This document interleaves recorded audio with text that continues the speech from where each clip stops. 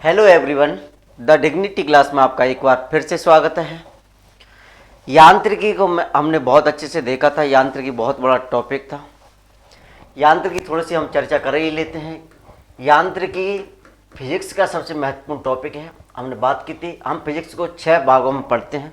पहला है यांत्रिकी, दूसरा है जैसे ध्वनि की, इसमें ध्वनि से रिलेटेड देखेंगे। ध्वनि क्या है, ध्वनि का संचरण कैसे होता है, ध्वनि की चाल क्या है, ध्वनि की प्रबलता, ध्वनि की तीव्रता। यहाँ से क्वेश्चन RS प्री में 2021 में भी पूछा गया है। मेंस के क्वेश्चन जनरली यहाँ से बन सकते हैं, और छोटे एग्जाम होते हैं तो या तो यांत्रिकी से क्वेश्चन बनते हैं या ध्वनि से, या तीसरा जो प्रकाश होता है, प्रकाश से रिलेटेड क्वेश्चन बनते हैं। इसी प्रकार अगर हम पढ़ते हैं विद्युत की से भी छोटे क्वेश्चन पूछे जाते हैं, लेकिन बड़े क्वेश्चन जनरली विद्युत की से नहीं पूछे जाते। और इसी में हम पढ़ते हैं चुंबक को। चुंबक की अगर हम बात करते हैं तो चुंबक बहुत छोटा टॉपिक है, जनरली यहाँ से क्वेश्चन नहीं पूछे जाते, बहुत छोटा टॉपिक है। लेकिन RS मेंस में इस बार एक टॉपिक डाला है, NMR व MRI। MRI सभी को पता होगा। इसी प्रकार एक NMR और MRI एक तकनीक है, यह चुंबक से ही रिलेटेड है, लेकिन RS वालों के मेंस वालों के लिए एक टॉपिक है। इसी प्रकार पढ़ते हैं, एक होता है हमारा ऊष्मागतिकी। ऊष्मागतिकी से क्वेश्चन SSC वगैरह में जनरली ज़्यादा पूछे जाते हैं, IAS में यहाँ से क्वेश्चन ज़्यादा पूछे जाते हैं। और छठा हमारा होता है आधुनिक भौतिकी। आधुनिक भौतिकी जो वर्तमान में चल रही हैं, जितनी खोजें चल रही हैं, जैसे कि ट्रांजिस्टर हुए, प्रकाश सेल्स हुए, और यहाँ पर जैसे नाभिकीय विखंडन, नाभिकीय संलयन, तो ये आधुनिक भौतिकी में ही आते हैं। हिग्स बोसन कण, गुरुत्वीय तरंगें, पीजो इलेक्ट्रिसिटी, ये सारे के सारे आधुनिक भौतिकी में पढ़ते हैं। लेकिन जी जनरली इसका जो भी महत्व है वो IAS और RAS में। यांत्रिकी को हमने ऐसा कोई टॉपिक नहीं छोड़ा जहाँ से आपके लिए कुछ समस्याएं उत्पन्न हो जाएं, लेकिन यांत्रिकी को हमने बिल्कुल ख़त्म कर चुके हैं। यांत्रिकी को हमने लगभग 15-20 क्लासों में ख़त्म किया है, और आज हम क्लास स्टार्ट कर रहे हैं ध्वनि की।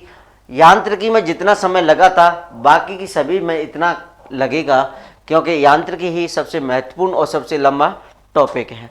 अब हम आज क्लास स्टार्ट करेंगे, तो आज का जो हमारा टॉपिक होगा वो होगा ध्वनि। आज का जो हमारा टॉपिक है वो है ध्वनि। इंग्लिश में बोलते हैं साउंड। पहले थोड़ा समझेंगे साउंड होती क्या है। एग्जाम में नहीं पूछे जाते, जहाँ भी एग्जाम बनने की संभावना होती है हम आपको बार बार बताते हैं एग्जामिनर क्या आपसे पूछ सकता है, क्या नहीं पूछ सकता। ध्वनि एक ऐसा टॉपिक है, यहाँ से प्री के जैसे MCQ लेवल क्वेश्चन भी बनते हैं, प्री क्वेश्चंस बन सकते हैं, और यहाँ से मेंस के भी क्वेश्चंस बन सकते हैं। क्या बन सकते हैं, जैसे कि उदाहरण के लिए मैं बताऊं कि ध्वनि की प्रबलता से क्या अभिप्राय है, तथा ध्वनि की प्रबलता किन कारकों पर निर्भर करती है, आपसे ये पूछा जा सकता है। RS 2021 में यहाँ से प्री में क्वेश्चन बनाई है। जो स्टेथोस्कोप होता है वो किस पर कार्य करता है, तो वो ध्वनि के बहुपरावर्तन पर कार्य करता है। जब हम लास्ट में पढ़ लेंगे उस क्वेश्चन को हम देखेंगे।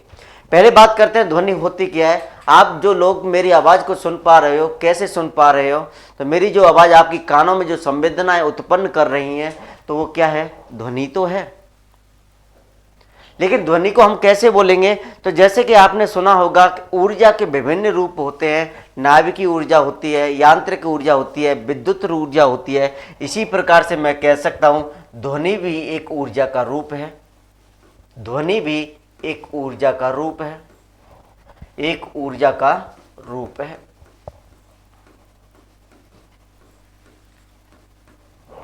ये समझ में आ रहा है। अब कभी कभार आपने देखा होगा कि जैसे ही हम ध्वनि को या आवाज़ को कैसे सुन पाते हैं, कि कोई भी कंपन हुआ, कंपन अगर हमारे कानों तक पहुंचते हैं तो कानों में संवेदनाएं उत्पन्न होती हैं, तो हम आवाज़ को सुन पाते हैं। वो क्या है, तो जैसे कि उदाहरण की थोड़ी सी बात बताता हूँ। उदाहरण अगर आपने देखा होगा, जो बच्चे सरकारी स्कूल में पढ़े हैं, आज भी गाँवों के स्कूलों में क्या होता है, गाँवों के स्कूलों में जो बेल होती है वो इस तरीके से एक लोहे की एक छड़ होती है, या रडार बोलते हैं उसको। इस तरह से लोहे की एक बिल्कुल इस तरीके से होती है वो। जैसे ही आप जैसे बेल बजती है लंच की या छुट्टी की, तो आप कभी भी देखिएगा इस बैल पर वो क्या करते हैं, हथौड़े से क्या करते हैं, प्रहार करते हैं। जैसे इस पर बैल पर लोहे की, इस पर लोहे की एक क्या होती है, छड़ समझ लो, एक लोहे की, तो इस पर जैसे ही वो क्या है हथौड़े से प्रहार करेंगे तो हमें क्या है, घंटी की जो आवाज़ होती है, कंपन होते हैं, वो सुनाई देते हैं, कंपन सुनाई देते हैं। अर्थात मैं कह सकता हूं कि विभिन्न वस्तुओं के मध्य जो कंपन उत्पन्न होते हैं वही ऊर्जा है। मतलब कंपन ही क्या उत्पन्न करते हैं, ध्वनि को उत्पन्न करते हैं। फिर से बताते हैं, ध्वनि एक प्रकार की ऊर्जा है। ऊर्जा के अनेक रूप आपने देखे हैं ऊर्जा को जब पढ़ा था। ध्वनि एक प्रकार की ऊर्जा है। जैसे ही हम किसी आवाज़ को सुनते हैं तो हमारे कानों में कंपन उत्पन्न होते हैं और कानों की संवेदनाएं हमें क्या होती है, महसूस होती है, हम सुन पाते हैं। अर्थात मैं कह सकता हूँ ध्वनि विभिन्न वस्तुओं के मध्य जो कंपन होते हैं, कंपनों से उत्पन्न होती है। कंपनों से क्या होती है, उत्पन्न होती है। तो पहली बात तो ये था कि ध्वनि है क्या, ध्वनि कंपन ही तो है। कंपन क्या करते हैं, जैसे मैं आपको बोल रहा हूं तो मेरे द्वारा जो कंपन किए जा रहे हैं वो आपकी कानों तक पहुंच पा रहे होंगे, तो वो क्या है, ध्वनि है। तो पहली बात तो हम यही लिख सकते हैं, सरकारी स्कूल की जो घंटी होती है उसमें हथौड़े से प्रहार किया जाता है, अर्थात कंपन हमारे कानों तक पहुंचते हैं। तो ध्वनि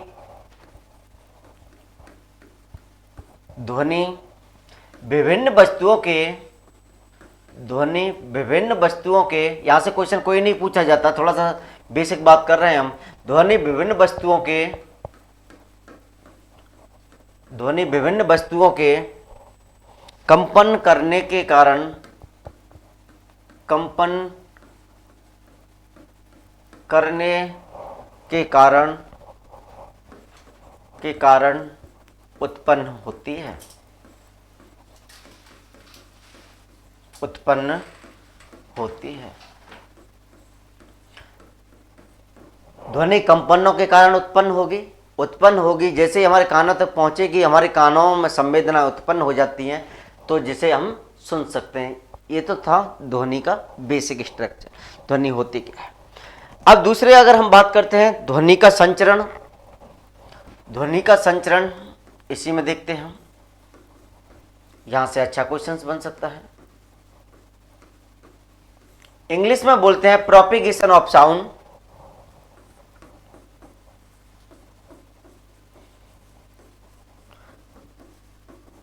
प्रोपिगेशन ऑफ साउंड इंग्लिश में बोलते हैं इसे।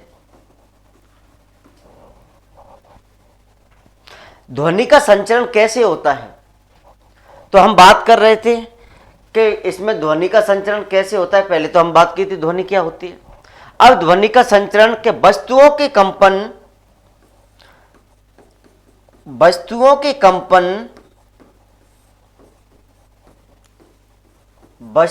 जो कंपन है, वस्तुओं के कंपन जिस पदार्थ से होकर गुजरते हैं, वस्तुओं के कंपन जिस पदार्थ से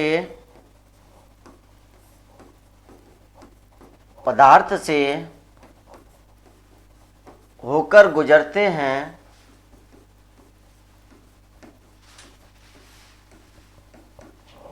वस्तुओं के कंपन जिस पदार्थ से होकर गुजरते हैं वह क्या कहलाता है, माध्यम कहलाता है। माध्यम कहलाता है। ध्वनि सभी को पता है, बताने की जरूरत नहीं है। ध्वनि ठोस, द्रव तथा गैस तीनों माध्यमों में संचरण कर सकती है। तीनों माध्यमों में संचरण कर सकती है। तीनों माध्यमों में संचरण कर सकती है, संचरण कर सकती है। ये सभी को पता रहता है कि ध्वनि तीनों माध्यमों में संचरण कर सकती है। जैसे कि ठोस में द्रव में, गैस में। जनरली बेसिक क्वेश्चन यहीं से पूछा जाता है कि ध्वनि की चाल कहाँ होती है, लेकिन थोड़ा सा टाइट क्वेश्चन देखेंगे। क्वेश्चन अगर ज़्यादा टफ बना लिया जाए तो क्वेश्चन की सीमाएं कहाँ तक पहुँच सकती हैं। तीनों माध्यमों में संचरण कर सकती है, ये बात समझ में आ गई होगी। अब एक चीज़ जो ध्यान रखनी है वो क्या रखनी है कि नोट लगा के देख लो आप कि ध्वनि संचरण में, यहां से क्वेश्चन बहुत अच्छा लेकिन बड़े लेवल में क्वेश्चन बन सकता है। ध्वनि संचरण में ध्वनि के जो संचरण में केवल कंपन संचरित होते हैं। केवल ध्वनि संचरण में केवल कंपन संचरित होते हैं। कंपन संचरित होते हैं।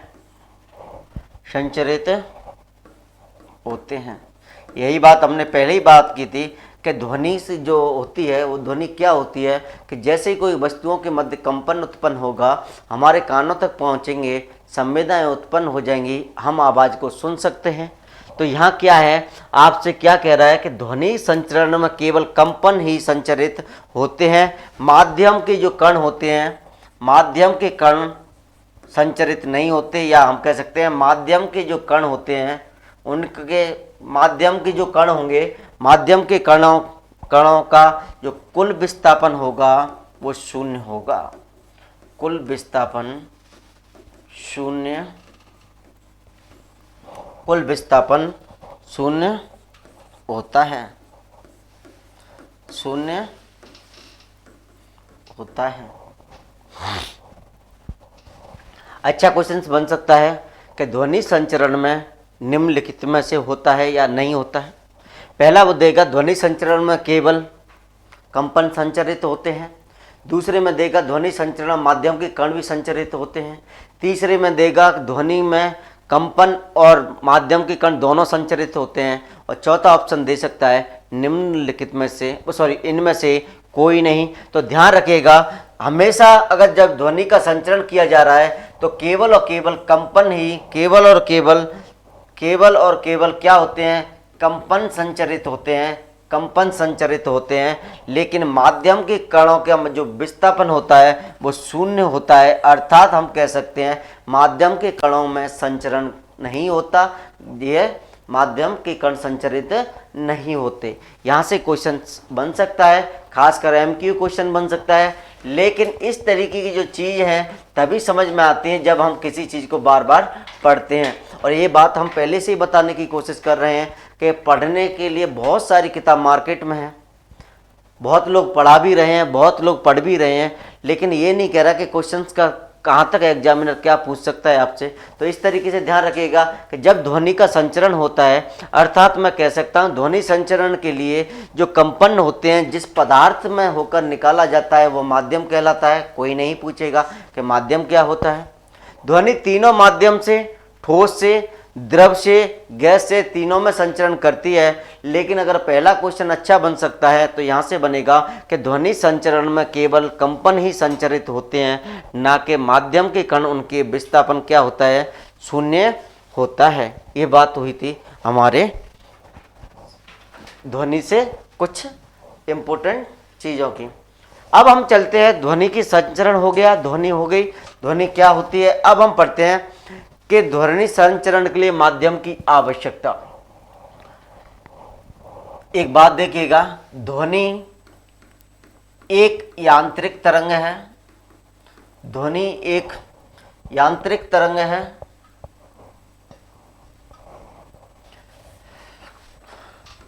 ध्वनि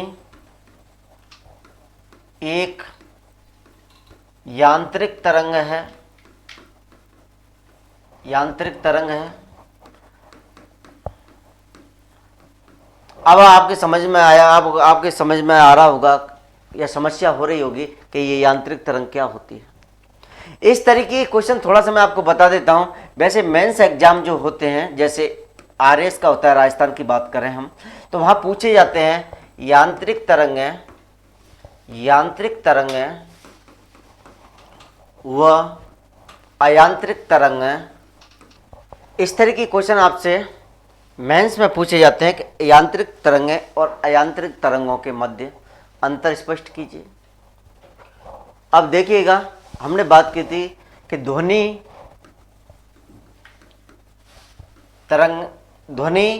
एक यांत्रिक तरंग है, एक यांत्रिक तरंग है, यांत्रिक तरंग है। यांत्रिक तरंग का अर्थ होता है कि इनके संचरण के लिए या इनके गमन के लिए किसी न किसी माध्यम की आवश्यकता होती है, वो होती है यांत्रिक तरंगें। जिन तरंगों के गमन के लिए या संचरण के लिए माध्यम की आवश्यकता नहीं होती, वो होती हैं अयांत्रिक तरंगें। उदाहरण देख सकते हैं, ध्वनि एक यांत्रिक तरंग का उदाहरण है। इसी प्रकार से हम प्रकाश की बात करेंगे या विद्युत चुम्बकीय तरंगों की बात करते हैं तो वो होती हैं अयांत्रिक तरंगें। लेकिन जब तरंगों वाला टॉपिक चलेगा, लेकिन आपको बस थोड़ा सा ये बताने की कोशिश कर रहे थे कि ध्वनि एक यांत्रिक तरंग है, अर्थात इनके गमन के लिए माध्यम की या इनके संचरण के लिए माध्यम की आवश्यकता होती है। तो लिख सकते हैं तथा इनके संचरण के लिए, तथा इनके संचरण के लिए, इनके संचरण के लिए, संचरण के लिए माध्यम की, संचरण के लिए माध्यम की आवश्यकता होती है, माध्यम की आवश्यकता होती है। अब ये भी हमने पहले ही देख लिया था, जब संचरण की बात कर रहे थे तो आवश्यकता होती है। ध्वनि आराम से हमने बात की थी, ध्वनि तीनों माध्यम, चाहे वो ठोस हो, चाहे वो द्रव हो, चाहे वो गैस हो, तीनों माध्यमों में गमन कर सकती है। तो इसीलिए कहते हैं कि ध्वनि एक यांत्रिक तरंग है, अर्थात इसके संचरण के लिए माध्यम की आवश्यकता होती है। अब माध्यम कुछ भी हो सकता है, चाहे वो ठोस हो, चाहे वो द्रव हो, चाहे वो गैस हो। लेकिन इस बात को भी जरूर ध्यान रखिएगा कि यह निर्वात में ध्वनि इसको अंडरलाइन जरूर कर लीजिएगा, स्टार जरूर लगा लीजिएगा। कभी कभार एग्जामिनर क्या करता है, आपसे पूछेगा कि निम्नलिखित में से या ध्वनि के संदर्भ में निम्नलिखित में से सही नहीं है या सही है। कभी कभार वो ध्वनि का जो लास्ट वाला स्टेटमेंट होता है वहाँ तक हम ऑप्शन तक नहीं पहुँच पाते और वो स्टेटमेंट लास्ट वाले को दे देता है। तो ध्वनि निर्वात में होकर नहीं चल सकती या निर्वात में गमन नहीं करती, होकर नहीं चल सकती, नहीं चल सकती।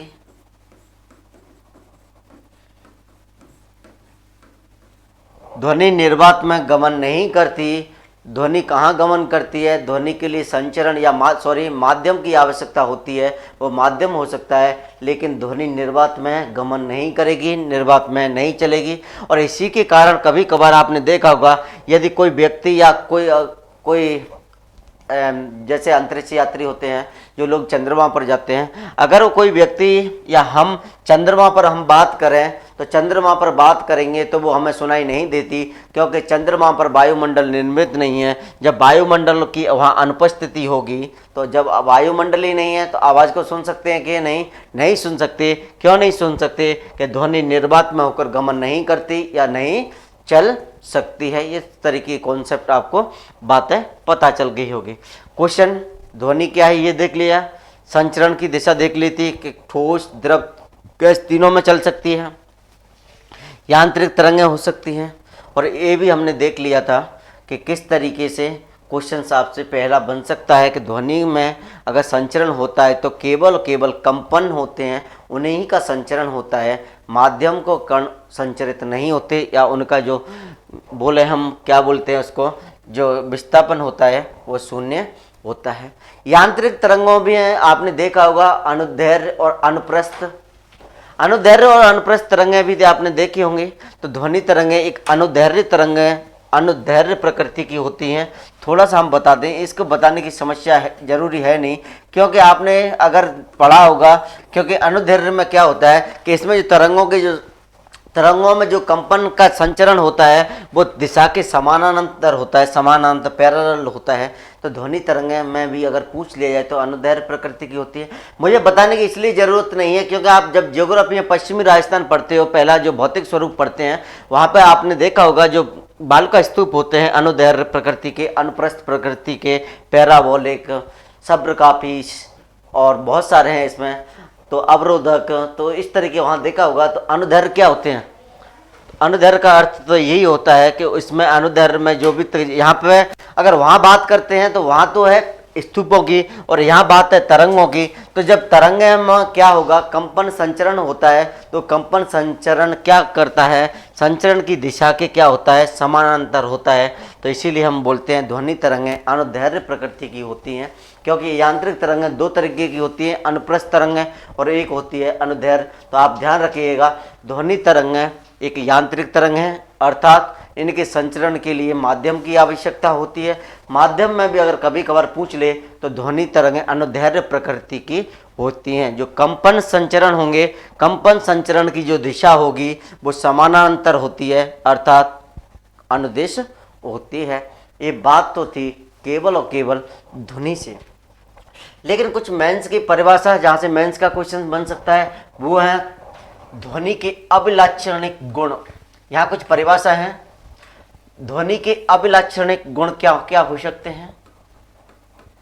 ध्वनि के अभिलाक्षणिक, ध्वनि के अभिलाक्षणिक गुणों में क्या है, कभी कभार मेंस में क्वेश्चन यहां से बन सकता है कि निम्न को परिभाषित कीजिए। क्वेश्चन मैं बताऊंगा लास्ट में जब हम पढ़ेंगे कि इस तरीके से क्वेश्चन बनते हैं कि निम्न को परिभाषित कीजिए ए वी। और ये ट्रेंड आरएस मेंस में बहुत अच्छा बखूबी देखा जाता है कि जैसे आपको देगा कि निम्न को परिभाषित कीजिए, या कभी कभार इस तरीके से भी पूछ लेते हैं क्वेश्चन एग्जामिनर कि ध्वनि तरंग के किन्हीं दो गुणों का उल्लेख कीजिए। तो जैसे प्रबलता हुई, गुणता हुई, उसकी तीव्रता हुई, तो उस पर चर्चा करेंगे जब इस तरीके के क्वेश्चन पूछ लिए जाएं। और आपसे क्वेश्चन क्या पूछा जा सकता है उस पर भी हम चर्चा करेंगे। पहले हम करते हैं आवृत्ति की बात। पहला अगर हम गुण देखें आवृत्ति, इंग्लिश में बोलते हैं इसको फ्रीक्वेंसी। यहाँ से प्री में क्वेश्चन नहीं बनता, लेकिन मेंस में यहाँ से क्वेश्चन पूछा जा सकता है, क्योंकि क्वेश्चन आपसे कभी कभार इस तरीके से नहीं पूछा जाता कि निम्न को परिभाषित कीजिए। पहला ऑप्शन आवृत्ति दे दिया, दूसरा तीसरा दे दिया उसने आयाम, और तीसरा दे दिया आवर्तकाल। तो 50 शब्द में आपको ये लिखना है 5 नंबर का, तो 3 पर परिभाषित। तो आवृत्ति होती क्या है? आवृत्ति एकांक समय में, आप थोड़ा सा नोट डाउन कर सकते हैं, एकांक समय में जो कंपनों की कुल संख्या होती है, किए गए कंपनों या ध्वनि की दोलनों की संख्या, एकांक समय में किए गए कंपनों की संख्या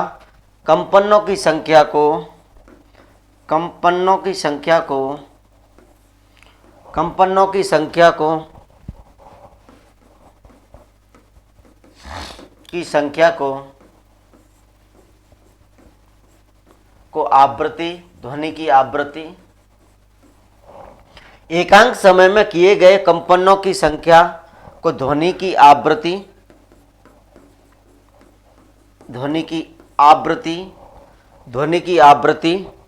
कहते हैं। ध्वनि की आवृत्ति को इसे हर्ट्ज से व्यक्त करते हैं, हर्ट्ज से व्यक्त करते हैं। आपने देखा होगा हर्ट्ज HZ।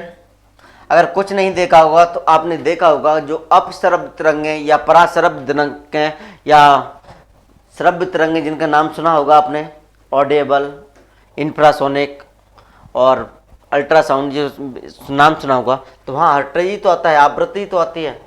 कि जिनको नहीं सुन सकते या अपश्रव्य होती है उनकी 20 हर्ट्ज से कम होती है, पराश्रव्य की 20,000 से अधिक होती है, जिनको सुन सकते हैं 20 हर्ट्ज से 20,000 के मध्य होती है। तो इसको क्या है, वो क्या होती हैं, उनकी आवृत्ति तो होती है। तो एकांक समय में जितने भी कंपनों की संख्या होगी या दोलनों की संख्या, लेकिन यहाँ बात हम किसकी कर रहे हैं, ध्वनि की तरंग की बात कर रहे हैं।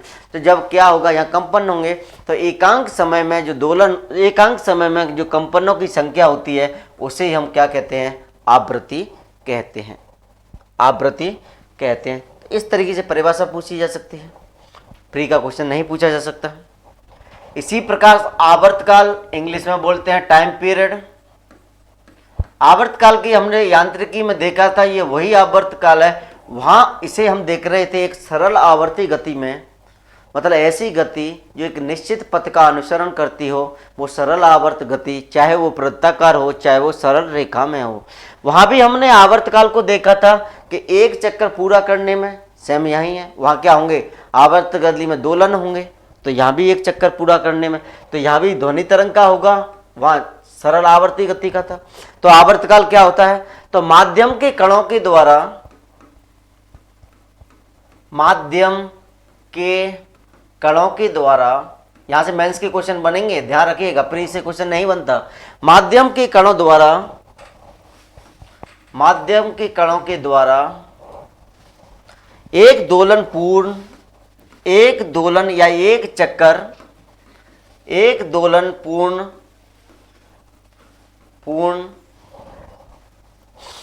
करने में लगा समय आवर्तकाल कहलाता है। लगा समय आवर्तकाल कहलाता है। आवर्तकाल कहलाता है।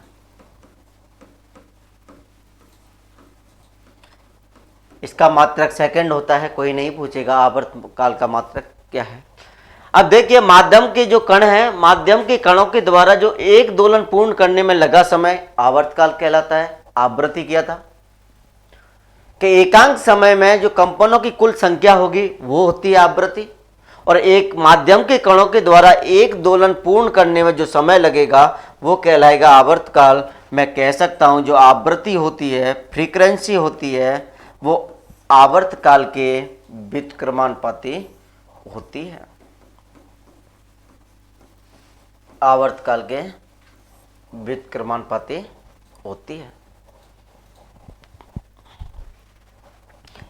समझ में आ गया। एक चीज और देख लेते हैं, फिर थोड़ा सा डायग्राम से समझ में आ जाएगा। एक है आयाम। ये आयाम थोड़ा सा चर्चा में बना रहता है, लेकिन मैं तो इसे परिभाषा की दृष्टि से आपको बता रहा हूं, परिभाषा की दृष्टि से ही बता रहा हूं केवल, कि मूल स्थिति में थोड़ा सा हम इसको देखेंगे, थोड़ा सा समझ में आ जाएगा आपके। मूल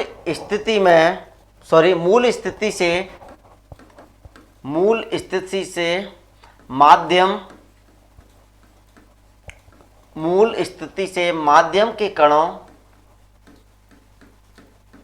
मूल स्थिति से माध्यम के कणों के या माध्यम के कणों के कंपनों की अधिकतम विस्थापन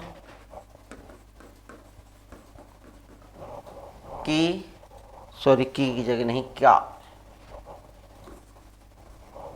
मूल स्थिति से माध्यम के कंपनों का अधिकतम विस्थापन, इसको हम डायग्राम से समझेंगे। अधिकतम विस्थापन आयाम कहलाता है। जो मूल स्थिति है, मूल स्थिति से जितना कितनी दूरी, विस्थापन क्या होता है, दूरी होता है, तो मूल स्थिति से माध्यम के जो कंपनों का अधिकतम विस्थापन आयाम कहलाता है। इसे हम ए से प्रदर्शित करते हैं, आयाम कहलाता है। इसे हम ए से प्रदर्शित करते हैं। अब मैं थोड़ा एक डायग्राम बनाता हूं, उस डायग्राम से ये तीनों चीजें, डायग्राम से ये समझ में आ जाएगा आपको।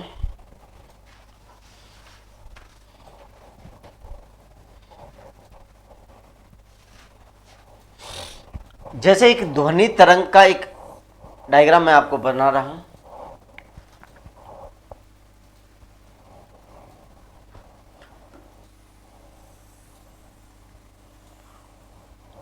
इस प्रकार से ध्वनि क्या करती है, संचरण करती है।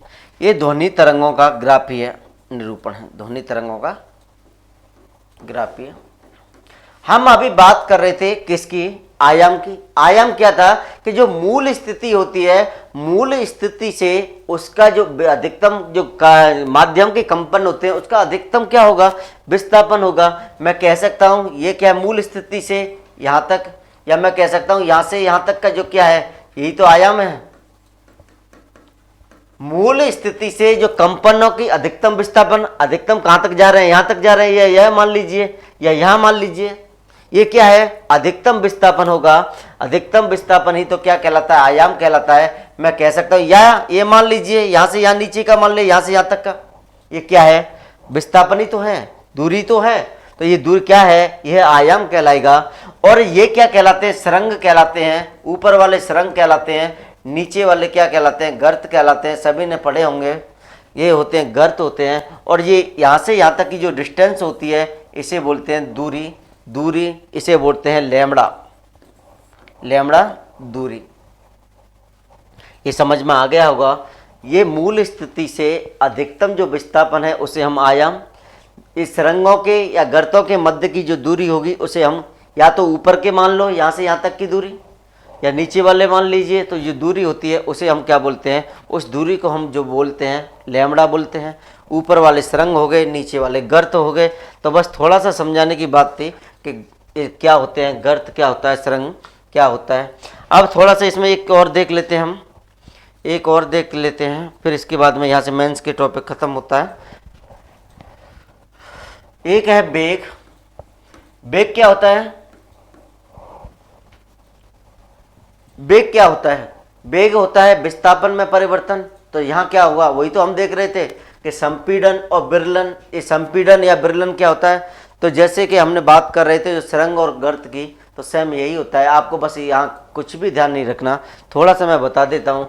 वेग बराबर होता है दूरी अपन समय, दूरी अपन समय होता है, ये बात मान लीजिए, या विस्थापन अपन समय होता है कि नहीं होता। वेग वी म्यू मान लीजिए, दूरी लैम्बडा थी, ये हो गया टी। अगर मुझे इसका मान और निकालना पड़े तो क्या हो जाएगा, तो ये हो जाएगा, इसको हम ये भी बोल सकते हैं टी बराबर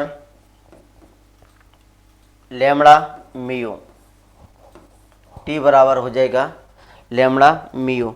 तरंग का वेग माध्यम पर निर्भर करता है, तरंग का वेग माध्यम पर क्या करता है, निर्भर करता है। यहाँ से प्री का कोई क्वेश्चन नहीं था, माध्यम पर निर्भर करता है।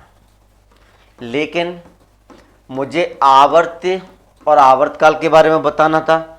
आयाम को थोड़ा सा इसलिए मैंने डिफाइन किया था, बताया था कि एक बार आयाम आपके समझ में आ जाएगा, क्योंकि ये आयाम जब ध्वनि की प्रबलता हम पढ़ते हैं कि ध्वनि की प्रबलता किस पर निर्भर करती है, सभी को पता है आयाम पर निर्भर करती है। लेकिन हमें ये भी तो पता होना चाहिए आयाम होता क्या है, तो ये होता है आयाम।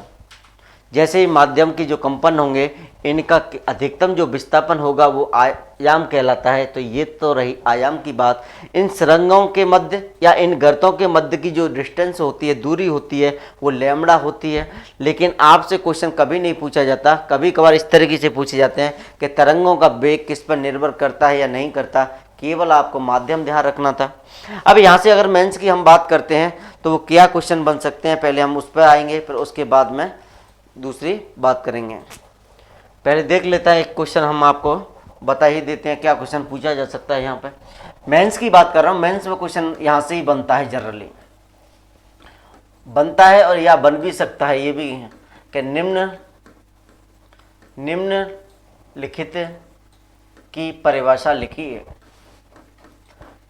आप आरएस मेंस के एग्जाम देख सकते हैं, लास्ट टाइम के वेबसाइट पर RPSC डाल रखे, परिभाषा लिखी है।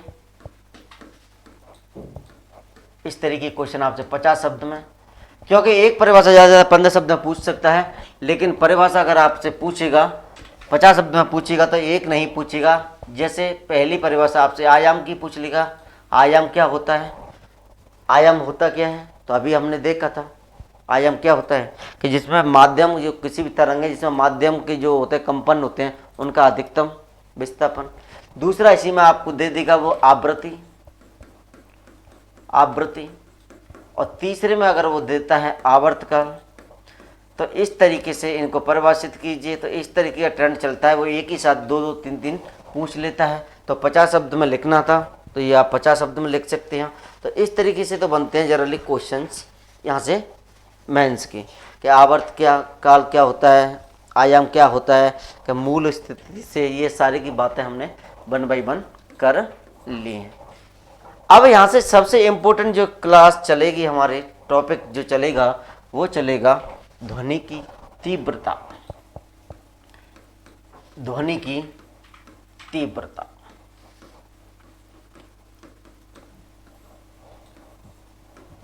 ध्वनि की तीव्रता क्या होती है? ध्वनि की तीव्रता का आशय यह है कि यह एक ऊर्जा से, या ऊर्जा का एक माप होता है, मतलब ध्वनि की तीव्रता को मापा जा सकता है, और ध्वनि की तीव्रता जो होती है इसका संबंध उसकी ऊर्जा से है। या मैं कह सकता हूं कि 1 सेकंड में एकांक क्षेत्रफल से गुजरने वाली ध्वनि ऊर्जा ध्वनि की तीव्रता कहते हैं।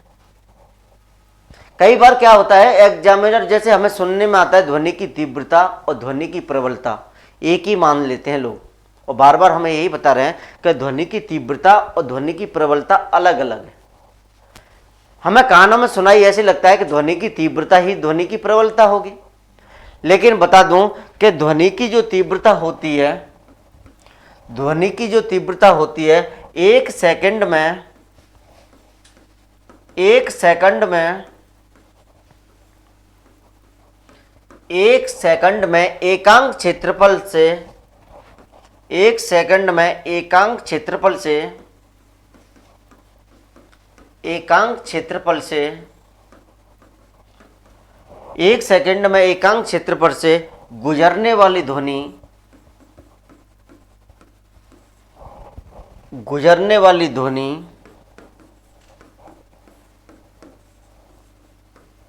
गुजरने वाली ध्वनि ऊर्जा को, ये बात पहले ही हमने बता दिया था कि ध्वनि एक प्रकार की ऊर्जा का ही रूप है। तो 1 सेकंड में एकांक क्षेत्रफल से गुजरने वाली ध्वनि ऊर्जा को ध्वनि की तीव्रता कहते हैं। इंटेंसिटी ऑफ साउंड, ध्वनि की तीव्रता कहते हैं, ध्वनि की तीव्रता कहते हैं। ध्वनि की तीव्रता प्रबलता अलग अलग चीज है, इस बात को भी ध्यान रखिएगा। तो ध्वनि की तीव्रता क्या है कि जब 1 सेकंड में एकांक क्षेत्रफल से गुजरने वाली ध्वनि ऊर्जा को ही हम ध्वनि की तीव्रता कह सकते हैं। ध्वनि की तीव्रता मापी जा सकती है, ध्वनि की तीव्रता, ध्वनि की तीव्रता मापी जा सकती है, मापी जा सकती है, मापी जा सकती है। और ध्वनि की जो तीव्रता होती है उसका संबंध उसकी ऊर्जा से है। ये बात हमने परिभाषा में देख ली थी कि 1 सेकंड में एकांक क्षेत्रफल से गुजरने वाली जो ध्वनि ऊर्जा है उसी को हम ध्वनि की तीव्रता या बोल सकते हैं sound of intensity of sound कहते हैं। ध्वनि की तीव्रता मापी जा सकती है, अर्थात ध्वनि की तीव्रता का अर्थ उसका संबंध जो किससे है, उसकी ऊर्जा से है। यह थी ध्वनि की तीव्रता। तो आज हमने इस क्लास में जो देखा है ध्वनि क्या होती है, संचरण उसका क्या होता है, कुछ मेंस के क्वेश्चन थोड़ा सा बताए थे, परिभाषा बताई थी, वो प्री एग्जाम की दृष्टि से महत्वपूर्ण नहीं है। आयाम क्या होता है, आवर्तकाल क्या होता है, आवृत्ति क्या होती है। नेक्स्ट क्लास में हम देखेंगे कुछ बाकी के जो भी आयाम है वहाँ से प्री के ही क्वेश्चन जनरली ज़्यादा बनते हैं। तो थैंक यू सो मच। आज की क्लास आज हम यहीं ख़त्म करते हैं। नेक्स्ट क्लास में हम मिलते हैं ध्वनि के पार्ट 2 के साथ में।